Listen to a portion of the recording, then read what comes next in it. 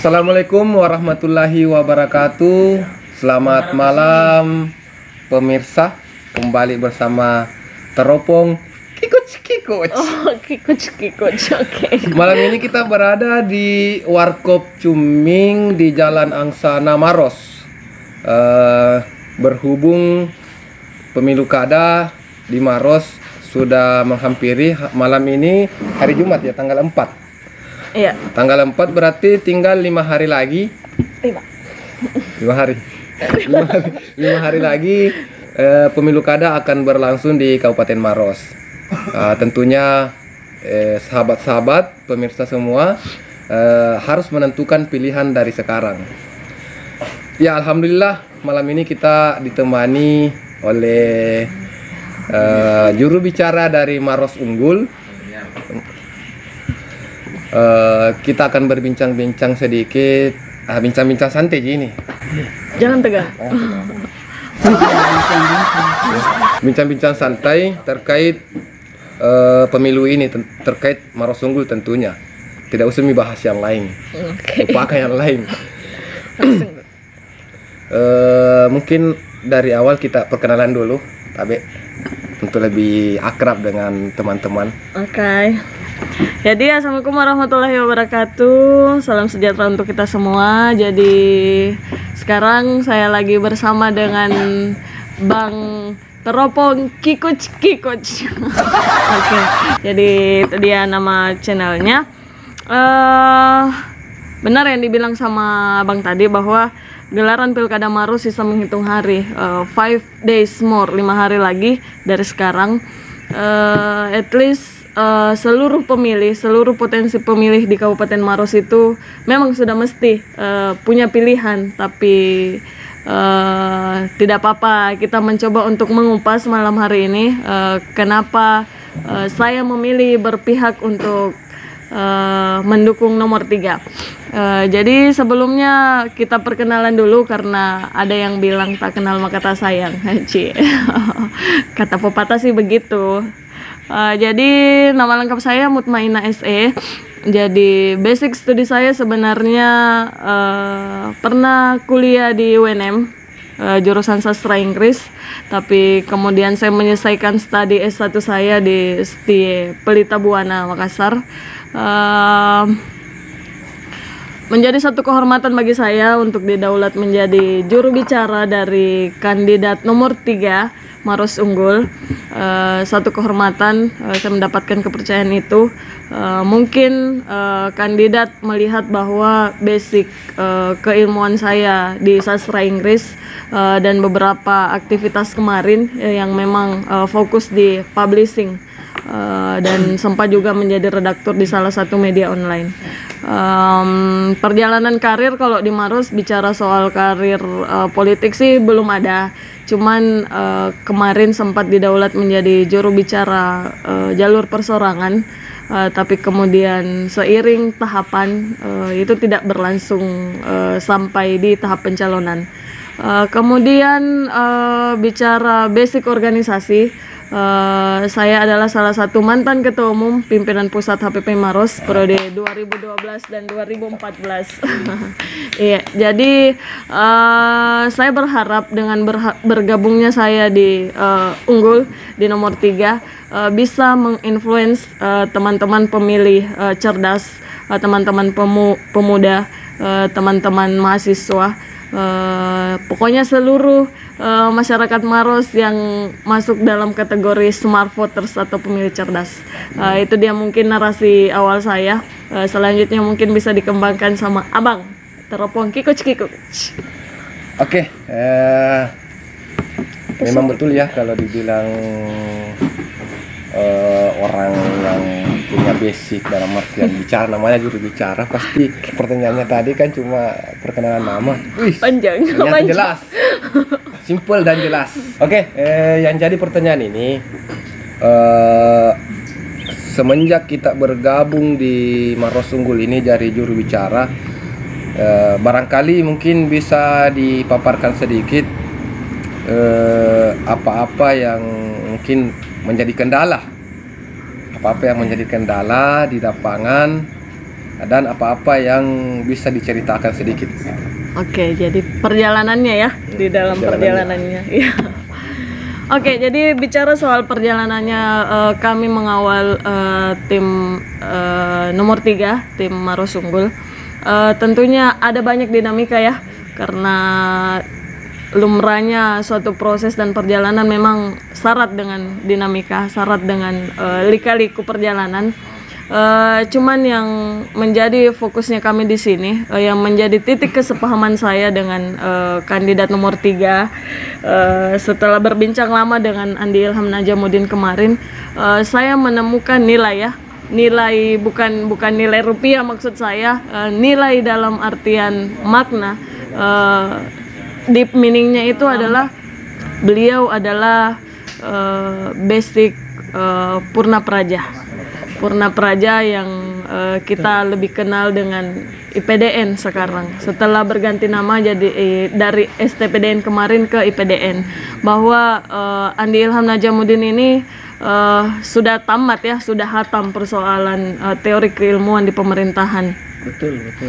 Iya, dan yang kedua adalah Andi Harvey Matotorang, kandidat Bapak Bupati nomor 3, adalah seorang birokrat, dan kita sudah ketahui bersama, mungkin ada yang banyak mengenal beliau pada saat menjadi kepala dinas sebelum menjadi wakil bupati dari Bapak Hatta Rahman kemarin.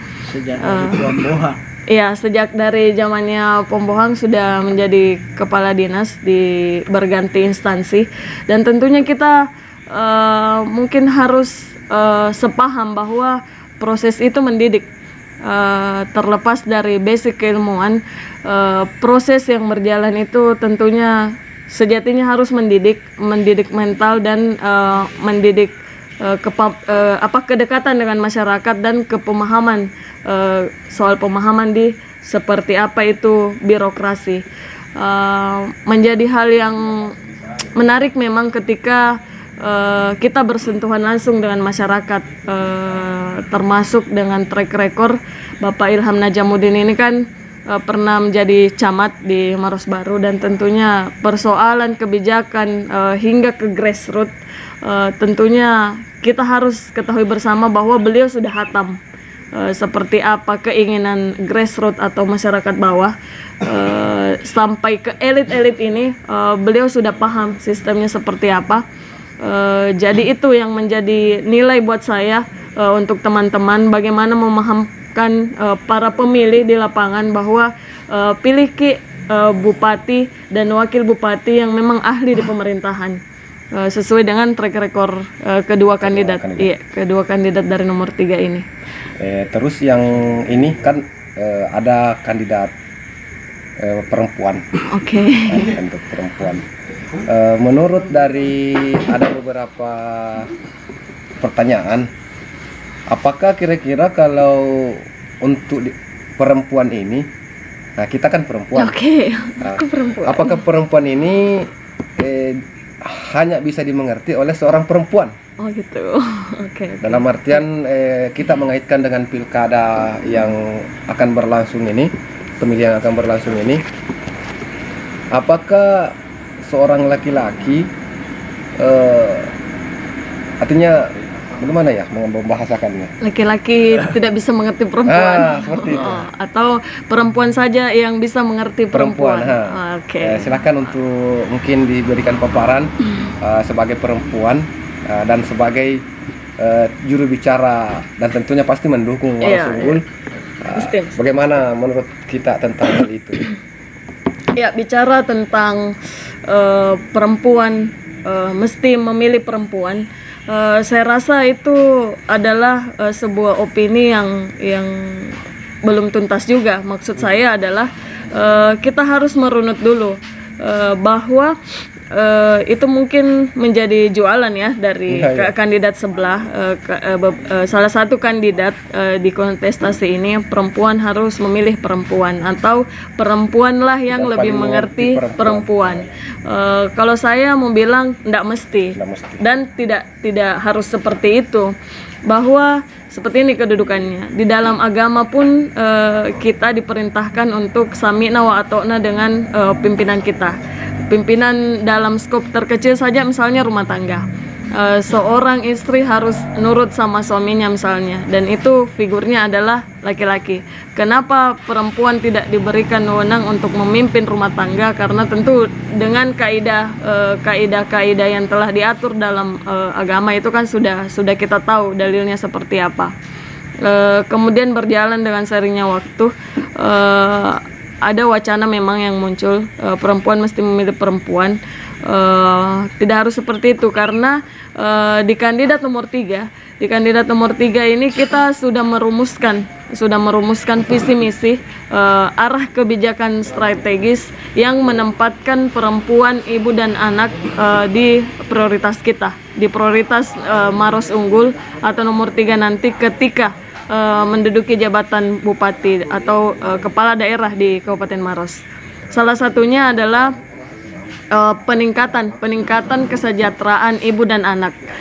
Yang terjadi di lapangan kan, Bung Tau, yang terjadi di lapangan selama ini kan memang ada sedikit missing ya, ada sedikit missing persoalan pelayanan kesehatan ibu dan anak, yang menjadi hal miris juga. Tentunya banyak kok kejadian kita temui di lapangan, ibu dan anak belum mendapatkan jaminan kesejahteraan secara utuh.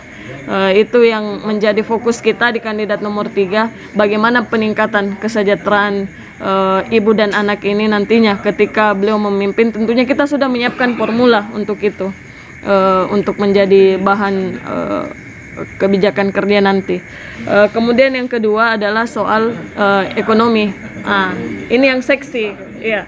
Ini yang seksi karena bicara soal ekonomi, kita tentunya tergiring ke opini nominal, dalam kurung duit. Duit. Ya, jadi kita berharap visi misi kita ini sampai di masyarakat bahwa Maros Unggul ini nomor 3 menempatkan kebijakan strategis soal pembinaan UMKM. Kita tentunya melihat realitas di lapangan bahwa pelaku-pelaku UMKM ini umumnya adalah kaum perempuan, ya kan, ibu-ibu, mama gitu kan, sumber daya dari situ yang digerakkan. Taruhlah misalnya UMKM di bidang usaha rumah tangga, misalnya kayak produk lokal, taruhlah itu kita bicara soal makanan tradisional. Iya, makanan tradisional, olahan-olahan makanan tradisional, utamanya itu kan dikelola oleh ibu-ibu.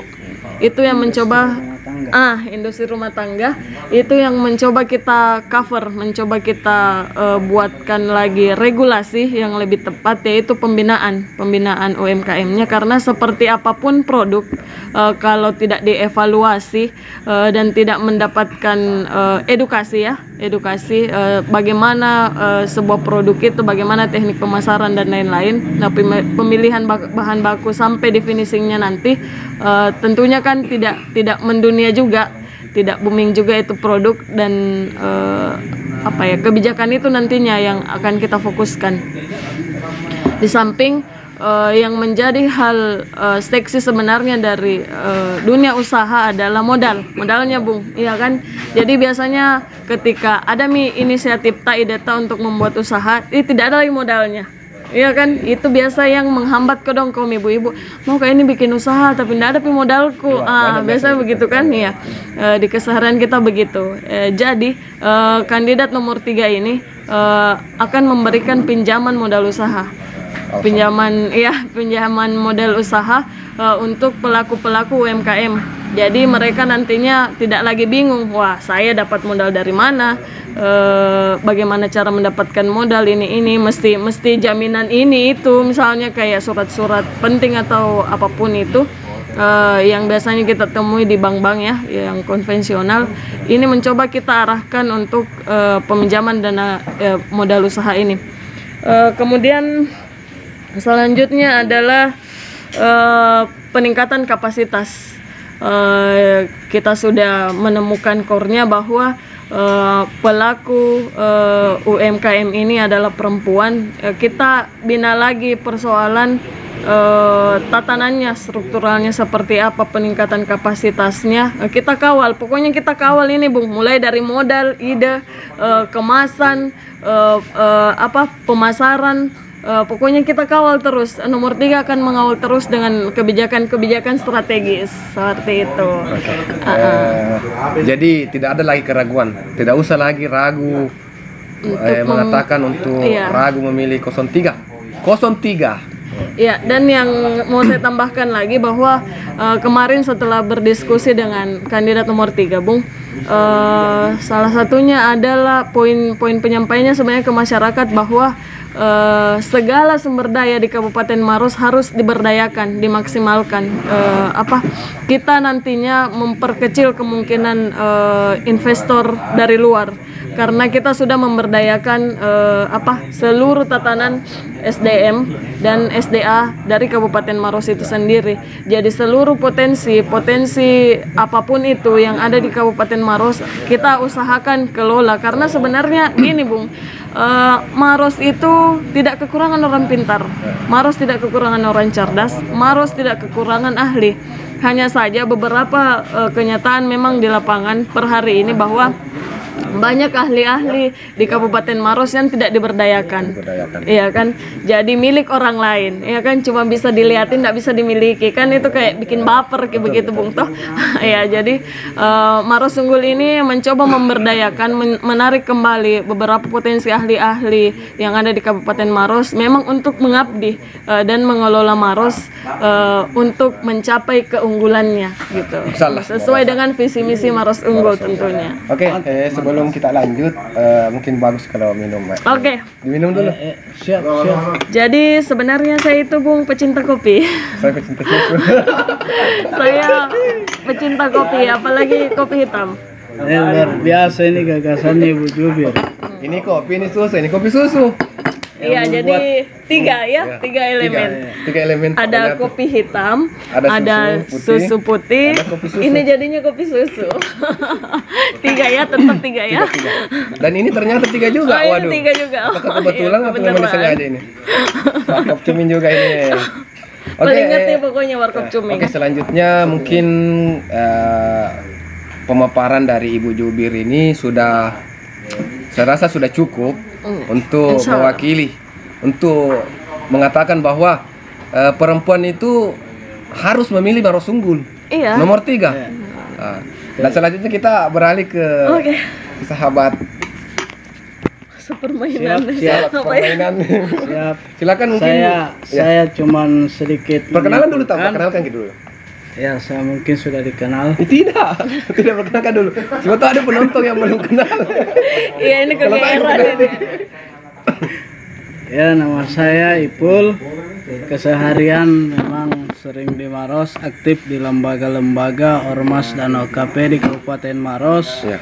Yang memang sudah sangat menginginkan Maros ini lebih maju, lebih unggul ke depannya. Tentunya kenapa kami memilih untuk berjuang di nomor 3, karena kami melihat bahwa di Maros Unggul lah yang bisa membawa Maros lebih unggul ke depannya. Amin ya rabbal alamin. Nah, saya hanya ingin sedikit menyimpulkan apa yang dibahas tadi oleh Bu Jubir, bahwa saya sangat sepakat bahwa pemilih perempuan ini yang harus cerdas, bahwa pemilih perempuan itu jangan karena pendekatan fisik atau biologis sehingga memilih, tetapi lihat visi misi dari kandidat. Karena yang namanya bupati dengan kepala daerah itulah yang akan mengeluarkan kebijakan yang pro kepada perempuan. Apa yang dipaparkan oleh Ibu Jubir tadi itu saya rasa sudah sangat pro kepada perempuan. Jadi perempuan harus pilih nomor 3. Oke, terima kasih. Terima kasih. Wabillahi taufiq wal hidayah. Sekian dulu untuk perbincangan pada malam hari ini. Kita mau kembali bincang-bincang santai tapi tidak pakai kamera. Oke. Out of the record ya. Oke. Assalamualaikum warahmatullahi wabarakatuh. Salam pemilih cerdas. Jangan lupa pilih nomor 3 yang paling kanan. Kecamatan dan yang ngajang. Terima kasih.